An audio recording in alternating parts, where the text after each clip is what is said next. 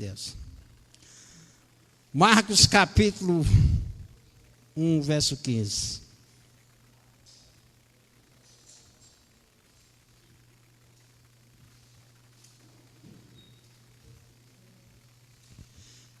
Coloca no verso 14. Ora, depois que João foi entregue, veio Jesus para a Galileia pregando o evangelho de Deus. E dizendo, o tempo está cumprido e é chegado o reino de Deus. Arrependei-vos e crede no evangelho. Amém? Coloca de volta no verso 14. Ore ao Senhor. Jesus, te damos graças, te louvamos pela tua misericórdia, estamos diante da tua palavra, da boa notícia, do evangelho, Senhor, daquilo que é preciso e que necessitamos, meu Deus, ó Pai, compreender. Se não é pelo teu Espírito, meu Deus, ó Pai, não há revelação, Senhor. Precisamos da tua graça, da tua misericórdia, Senhor. Vem nos dar entendimento, concede graça a cada um, meu Deus, ó Pai, para que haja louvor e adoração à tua pessoa e compreensão da tua verdade, em nome de Jesus. Amém. Irmãos, antes da palavra arrependimento, observe, irmãos, que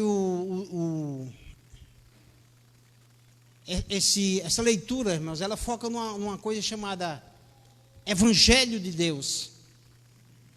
Ou seja, João ele foi preso, né? Foi entregue, veio Jesus para a Galileia pregando o Evangelho de Deus. Ou seja, anunciando, dando a notícia. Já no verso 15, a palavra ela encerra aqui com um parágrafo dizendo assim: arrependei-vos e crede no Evangelho. Amém? Há uma condição, irmãos, para se crer no Evangelho, o arrepender-se. Mas há em nós a pergunta: o que é o Evangelho? Certo? Jesus no verso 15, irmãos, ele diz assim: ó, o tempo está cumprido e é chegado o reino de Deus. Certo? O que é o Evangelho? O Evangelho é justamente a notícia a respeito da obra de sacrifício do Cristo. Então, pela vontade de Deus, pelo tempo de Deus, pelo querer de Deus, manifestou-se nesse tempo esse propósito. Porque as coisas, irmãos, elas se cumprem não meramente pelo que o homem quer, mas tudo é determinado por Deus. Então, nesse tempo se cumpriu a vontade de Deus. Certo? E o reino de Deus agora estava chegando aos corações dos homens. Certo? Mas para que essa notícia, irmãos, ela se manifeste e tenha parte na vida do homem, existe uma questão chamada arrependimento. Certo? Ou seja, os homens eles vivem como quer, falam o que quer, são filósofos próprios e particulares, né? Creem em princípios filosóficos, né? E o que não falta hoje, irmãos, nesse tempo moderno, chama-se ideologias, certo? Ou seja, as ideias, seus princípios, certo? E conceitos que levam o homem a vários tipos de comportamentos. E tem gente, irmãos, que é sedento em brigar por causa dessas coisas. Se nós formos observar, irmãos, todos os partidos políticos brasileiros, eles possuem uma ideologia.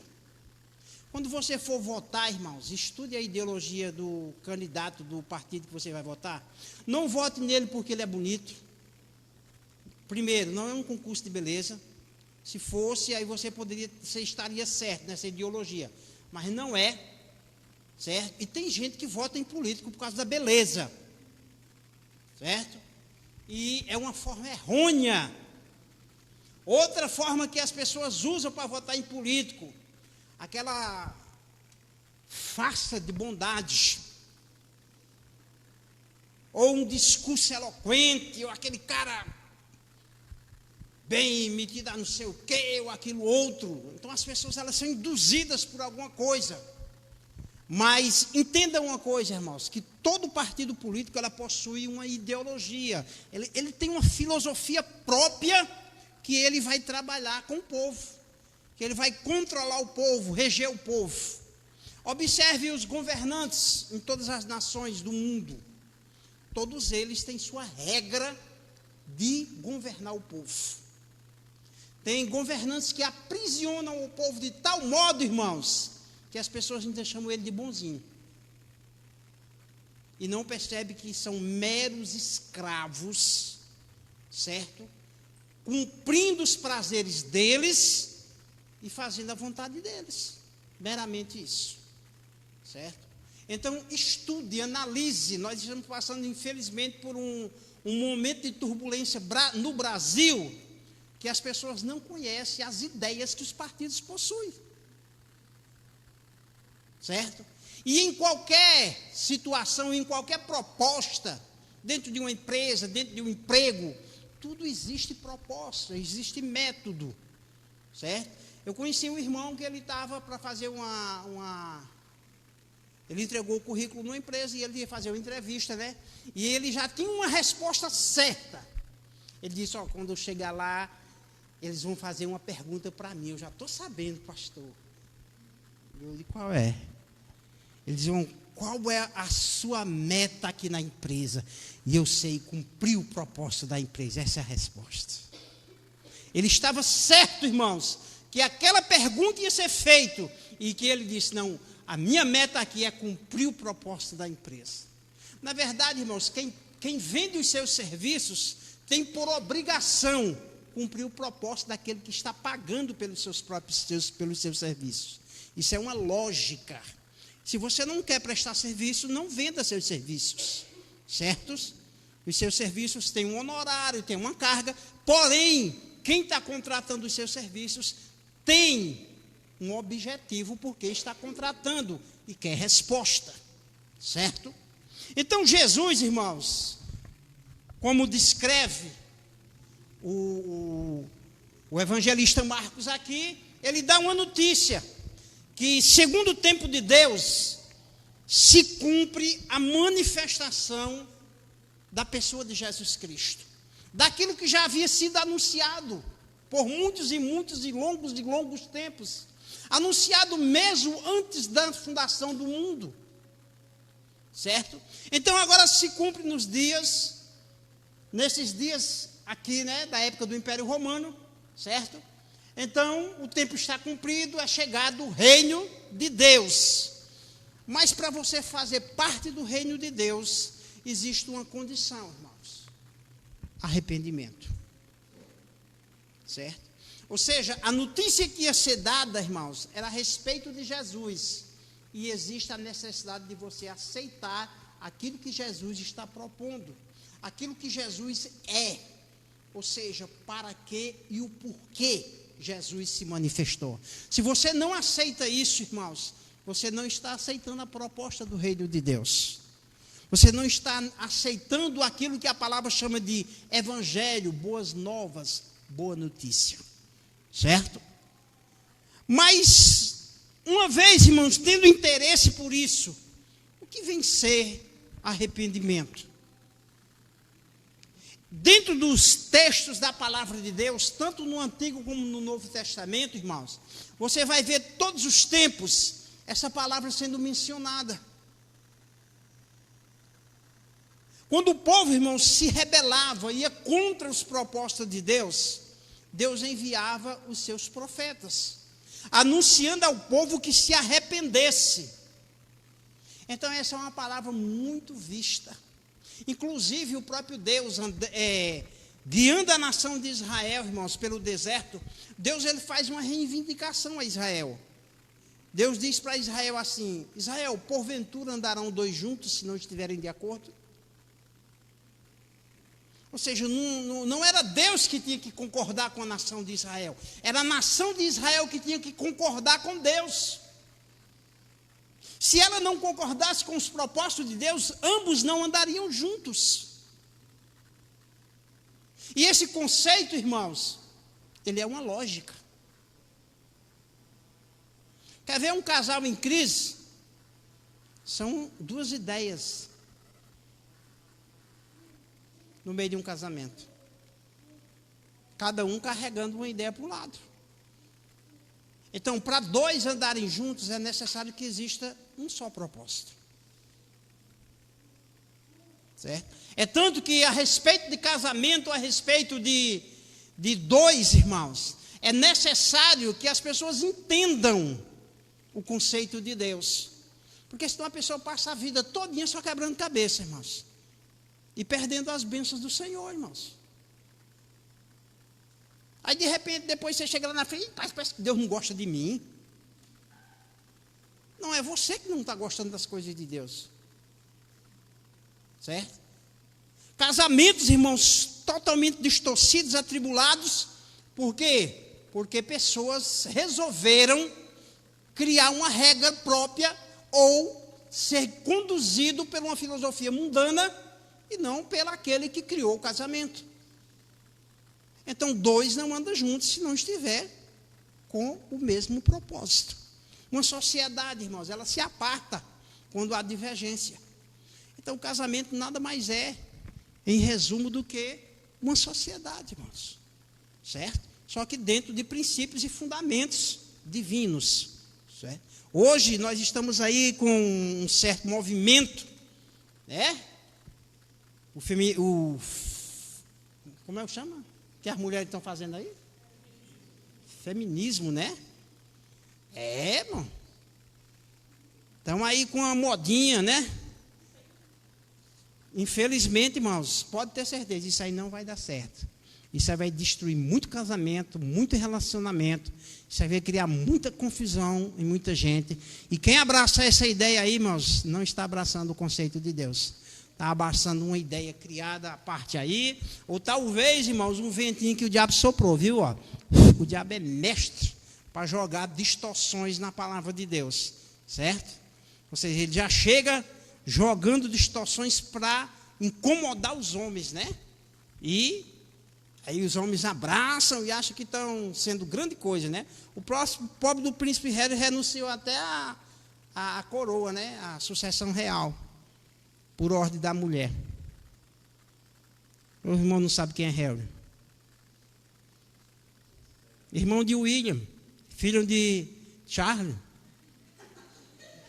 neto de Isabel. Isabela, é? Elizabeth. Neto de Elizabeth, filho de Charles, irmão de William. Renunciou, irmãos, a coroa, porque a mulher disse: dê essa coroa para essa velha e vamos embora para o Canadá. Sim, senhora. Foram morar no Canadá.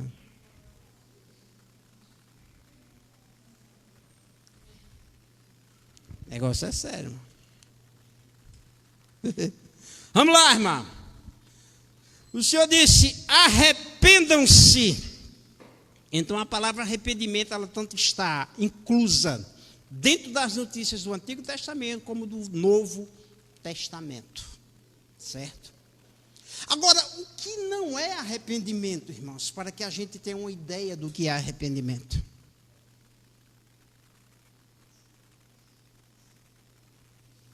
Existe uma coisa no homem, irmãos, chamada remorso. Quando o homem, irmãos, ele faz algo, e ele tem em si mesmo, na própria consciência, a percepção que aquilo não é louvável, ele se entristece.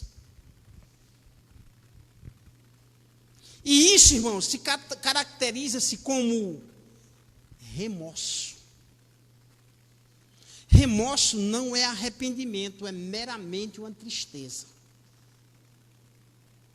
A pessoa tem aquela sensação de culpa, de peso na consciência, certo? Entretanto, ele não larga o erro.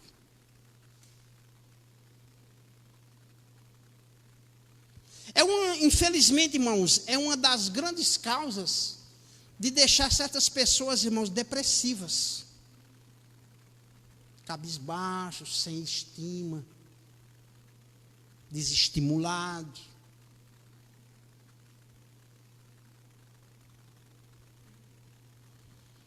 Uma vez eu falei aqui sobre glândula pituitária, irmãos.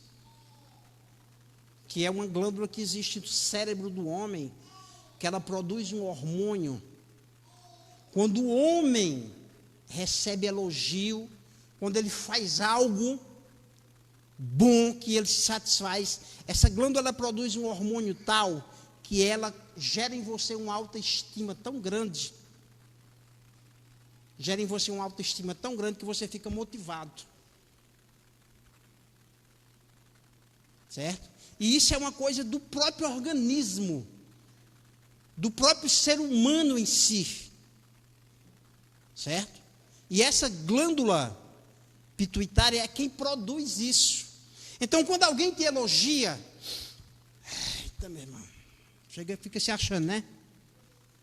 Você ligeirinho, você incha, né? Cuidado para não exceder, né? Porque às vezes esse inchaço ele pode causar. Mas você se sente capaz, fortalecido. Pense no aluno, irmãos, que amanhã vai fazer uma prova e ele já estava no vermelho, e é aquelas provas de final de ano. Aquela tensão no coração. Mas você se preparou, você está capaz, você está sabendo, então a sua autoestima ela está elevada. Ou seja, o seu organismo, a sua glândula pituitária, irmãos, ela está produzindo hormônio e você está apto. Agora pense o camarada, irmãos, que negligenciou o estudo, mas é aquela prova do final do ano, irmãos, e ele está ali, sei não, história aí que o mundo agora vai dar certo, pode ser, estou aí preparando, como é que vocês chamam hoje? No meu tempo era pescar, hoje é o quê? Continua pescando do mesmo jeito, está vendo como o negócio é sério, irmãos? O pessoal continua pescando do mesmo jeito. Então, o cara já maquina aqui uma perversidade, né, para preparar uma pesca, né? Aí, você vê como o homem não muda, né, irmãos? Precisa se arrepender. Aí, por incrível que pareça, irmãos, se você olhar verdadeiramente para aquele indivíduo, ele está desestimulado. Ou seja, ele em si, ele sente o sentimento de culpa. Daquilo que ele mesmo necessitava tomar uma atitude, ele não tomou.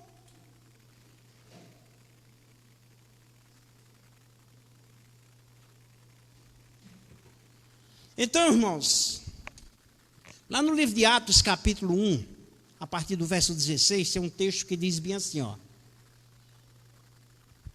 Irmãos, convinha que se cumprisse a Escritura, que o Espírito Santo predisse pela boca de Davi, acerca de Judas, que foi o guia daqueles que prenderam a Jesus. Ou seja, Judas, irmãos, ele foi o traidor. 17. Pois ele era contado entre nós e teve parte nesse ministério.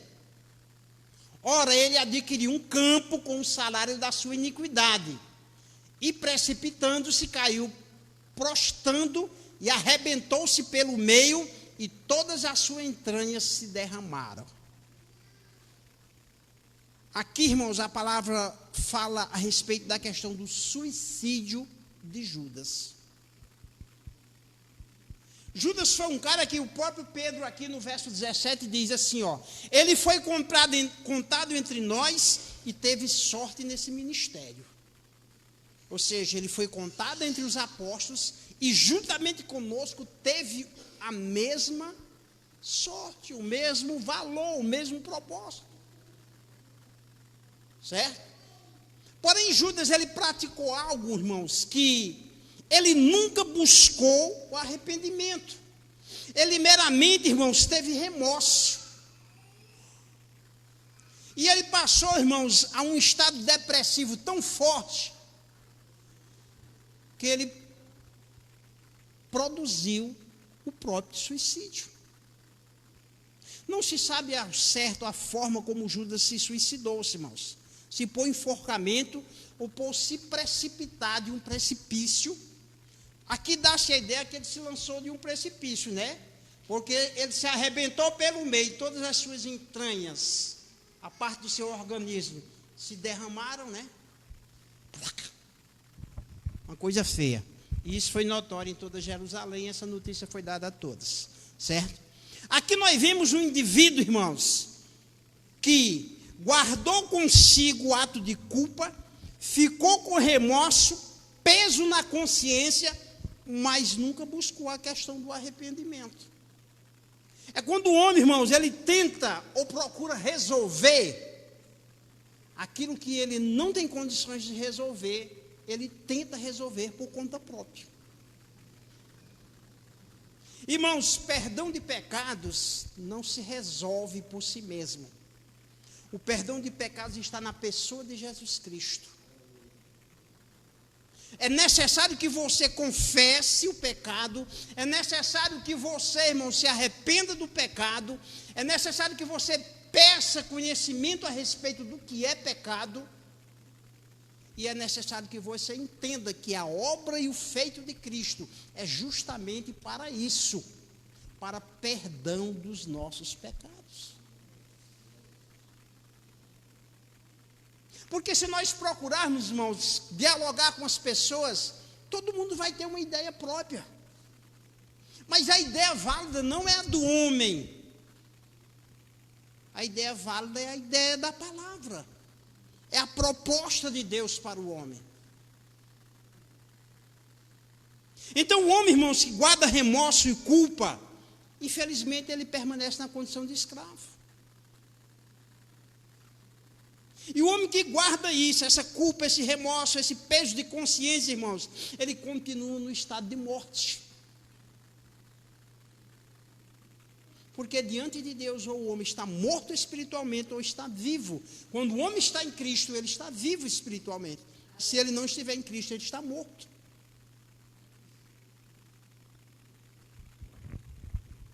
Arrependimento, irmãos. Arrependimento é vida. E arrependimento liberta.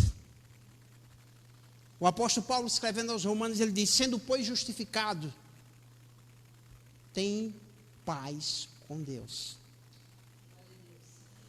Ou seja, isso é uma coisa que o indivíduo, no seu próprio particular, ele vai ter paz com Deus. Porque ele foi justificado diante do Senhor. Então ele tem paz com Deus. Isso é uma coisa que o indivíduo em si vai sentir. E o arrependimento, irmãos, ele é uma mudança. Mudança de mente, emoções e de vontades.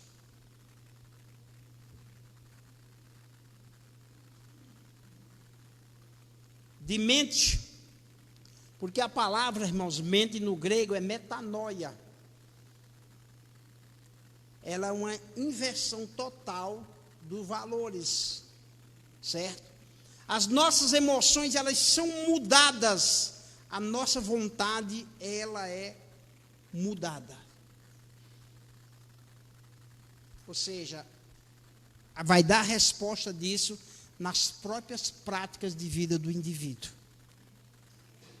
Nós temos uma congregação aqui próxima, irmãos, de um outro ministério, que muitas pessoas que viveram a marginalização se converteram nessa igreja. E muitas das vezes os irmãos, eles iam dar testemunho lá na frente, né? Iam glorificar a Deus com seus testemunhos. E eles, muitas das vezes, eles diziam bem assim: rapaz, tu lembra naquele dia que nós fomos fazer isso ou aquilo? Ou seja, eles começavam a contar os feitos deles, entre eles mesmos, das perversidades que eles viviam, roubando, matando, fazendo de tudo. Mas agora nós já estamos em Cristo Jesus. Aí quando eles menos percebiam, eles estavam contando o mal feito deles dentro da igreja, né? Ou seja, assim éramos nós. Fazíamos isso e isso. E esse fulano que está aí no banco, ó, fazia junto comigo, ó. Mas é porque tinha um bocado de gente lá que tinha sido ladrão, agora era adorador, né? Bandido, agora era adorador, né? Esse pastor abriu uma igreja, mas mesmo no meio do quente. Aí um bocado de bandido, de ladrão, de marginal se converteu, aí estavam contando um testemunho, daqui a pouco os irmãos comprando a maracutaia que faziam na vida, né? Aí, veja só, Agora eles estavam glorificando a Deus por mudanças de vida. E aquilo era uma prova que verdadeiramente a vida deles havia mudado, irmãos. Porque antes eles eram daquela maneira, mas agora eles estavam glorificando a Deus pelo resgate de vida deles. Então isso é uma prova clara da mudança das práticas da vida. Então por quê? Porque houve arrependimento no meio daquele grupo. Se nós formos olharmos a passagem de Zaqueu publicano, você não vai ver Jesus convocando Zaqueu para o arrependimento. Você vai ver Jesus tendo um encontro com Zaqueu e dizendo bem assim: me convém pousar em tua casa. Em pouca conversa, Zaqueu já foi logo dizendo: não, se eu roubei, eu faço isso, se eu faço aquilo. Zaqueu foi logo se rendendo, irmãos. Por quê? Por causa da presença divina. Zaqueu teve a percepção do que ele era e de quem ele necessitava ser. Zaqueu passa a reconhecer suas próprias loucuras, irmãos. E ele diz: eu vou restituir, se eu roubei, eu restituo 4 vezes mais. Se eu defraudei, eu vou lá e vou restituir. Jesus simplesmente disse que pousaria na casa dele, irmãos. É a semelhança do filho pródigo, irmãos. O que é pródigo, irmãos? É esbanjador. Era um camarada que estava na casa do pai, tinha de tudo, tinha todos os cuidados, tinha riqueza, tinha a condição de filho, mas ele resolve se opor e pede de forma antecipada a sua herança. Ainda o pai, estando em vida, ele pede a herança. E diz a palavra do Senhor, ele parte para uma terra distante. E ali gasta suas riquezas de forma dissoluta. Com meretrizes, com bebedeiras. Com todo tipo de desordem e comportamento. Aquilo que a carne gosta, irmãos, que o mundo proporciona. Infelizmente. Aí diz a palavra do Senhor que chegou um momento, irmãos, que os recursos se tornaram escassos. Quando os recursos se tornaram escassos, todos os abandonaram. Quando a dificuldade veio sobre ele, irmãos, ele começa a refletir. Quando ele começa a refletir, ele acha a casa do pai. Onde os escravos e os trabalhadores do pai eram melhor que ele naquele momento. E ele, sendo filho, vivia daquela maneira.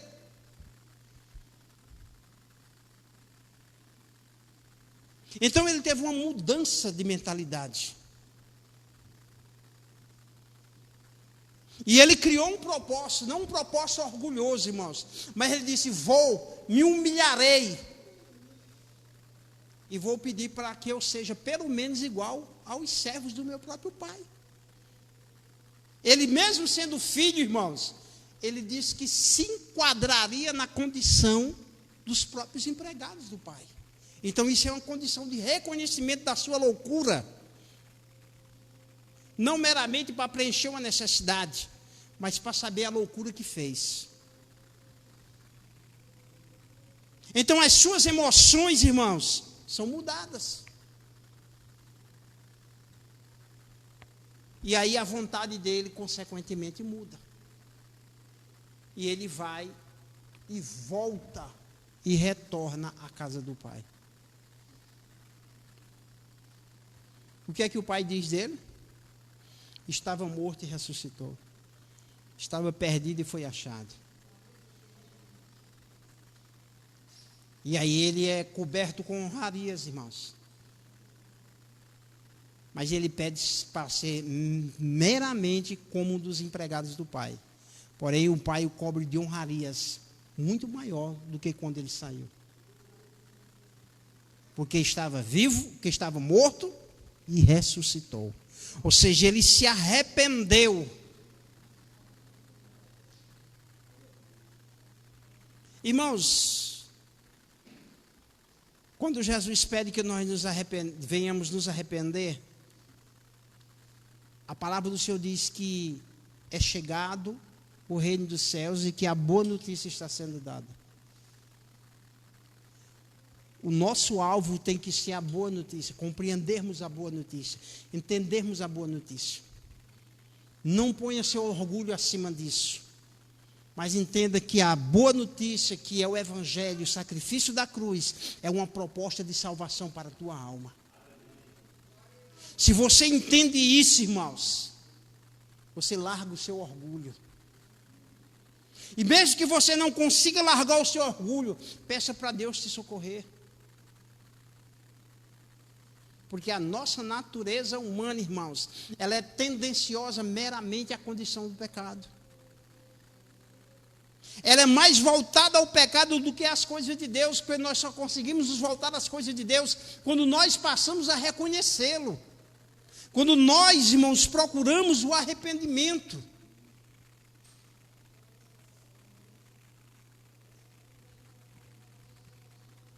Porque remorso, angústia, culpa, peso na consciência, irmão, nós já estamos vendo uma sociedade totalmente pesada no meio dessas condições. Mas a proposta de Cristo para nós, irmãos, é o chamado uma nova vida. E essa vida em Cristo Jesus. Amém? Palmas bem alegres para Jesus.